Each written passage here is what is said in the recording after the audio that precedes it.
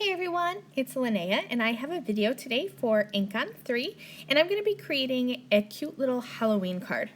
I'm going to be using the Pondy stencil from InkOn3. This is not a Halloween stencil, but I have found that a lot of times you can take a pattern stencil and stencil it with black ink and it kind of gives it a spooky Halloweeny look. So I sprayed the back of it with some temporary adhesive. I prefer pixie spray. You could just use like purple tape or masking tape to adhere this stencil to your cardstock, however you like to stencil. And then I'm going to grab the InkOn3. This is the Blackout Hybrid Detail ink.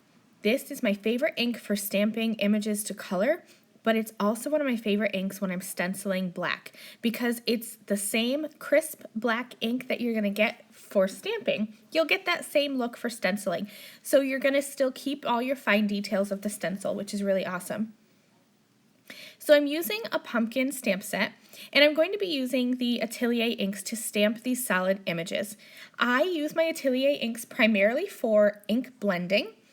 I just don't happen to do a lot of solid stamping, but every once in a while when I do solid stamping, these are the inks that I reach for because they are smooth and they are crisp and they are bright inks.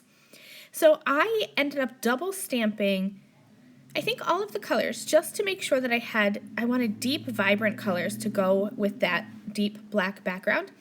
So I stamped each of the 5 pumpkins, and I ended up using all Atelier inks. I used Marigold Orange, Bee Sting Yellow, and My Jam Purple for the pumpkins. I thought it would be cute to throw in a pumpkin that's purple. It's unexpected, but it's still, I think purple is a classic Halloween color. I stamped out some leaves with Goddess Green, and then also the stems with Twiggy Brown. Now the fun thing about this stamp set is that there's these little faces that you can add on to the pumpkins. So I have 5 different pumpkins with 5 different faces, and I'm going to stamp these with that same ink that I stenciled with. So I'm using the Blackout Hybrid Detail ink. I'll double stamp this as well just to make sure that my faces are crisp and black and they're really going to show up on top of those patterned and stamped pumpkins. So I also stamped out Happy Halloween using the Blackout Hybrid Detail ink, and I fussy cut around that sentiment with my scissors. You can see my stenciled background up in the corner there.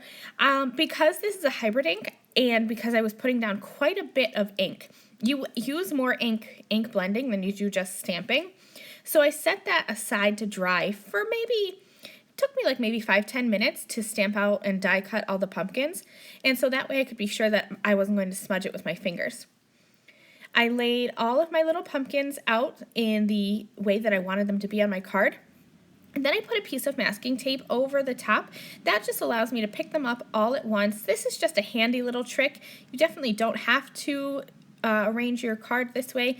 I just find it handy when I'm working with multiple images at once. So this is my cute little Halloween card using a non-traditional Halloween stencil. Thank you guys for joining me. I will see you again soon. Bye!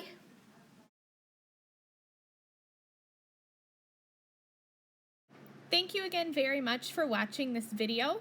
If you liked this video and you'd like to see more from me, please hit that subscribe button that is on the screen now. And here are a few other videos that I thought you might enjoy.